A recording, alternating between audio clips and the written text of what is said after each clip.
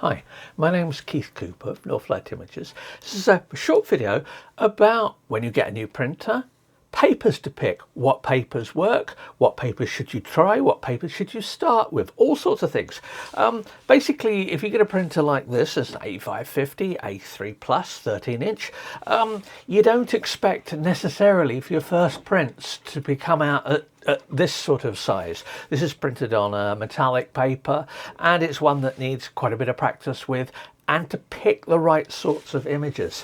In fact, I was doing some printer training yesterday for some people, and we were looking at different papers because I took a load of sample papers. So I've actually got here some suggested papers.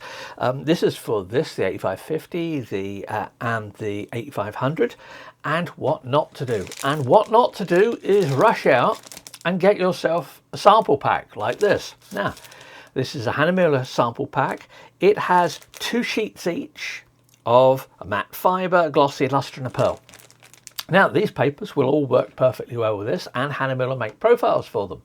But I'm going to say that if you don't understand how the printer works and how well it works and how to get the best out of it, then all you're doing is just wasting 10 sheets of paper.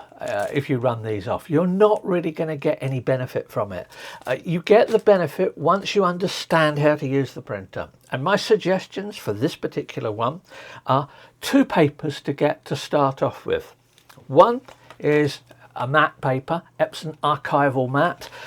In the States, I believe this is the same as the premium presentation matte or something like that. Anyway, I've created profiles for this, and it works really well, works well for black and white as well, and brings out the benefits of the printer in terms of using all the inks in it. That's the pigment ink as well as the dye inks. So this is relatively cheap. That's a 50 pack there. I can't remember, that was about £12 or something like that. So that's not going to cost much. It's a consistent paper. It works. Start off with something like that. What about photo paper? Well, the one I almost always recommend to get, and not a pack this size, because this is an A3 Plus 13-inch by 19-inch pack. This is Epson Premium Semi-Gloss Photo Paper. Now, it is a very, very basic paper. It's a good paper, and you know it works. So the whole point, you get ICC profiles with it. Now, I've created about over 120, I think it is, different ICC profiles for this, the 8550 and the 8500, available on request. See the notes if you're interested. But this one, you can use the Epson profile. You don't need special profiles for it. Likewise with the Archival matte. Now, with both of these, I've created profiles that give you better results than the standard Epson ones. Doesn't mean the Epson ones are bad, just mine are better in some respects. What about a cheap bulk paper just to use once you just want to practice a bit more? Now, this is the one that everybody liked the best yesterday of the cheap papers I tried. Now, this was something from Amazon. Just looked at their best sellers for papers. This is Koala brand. It's an A4 sheet, and it is premium photo paper Satin. It's 250 gram or 66 pounds in some overseas measurements, as used in the States, I believe. It's actually a very nice paper to use. Now, you will not find profiles for this anywhere, and this was using some of my profiles for testing on this.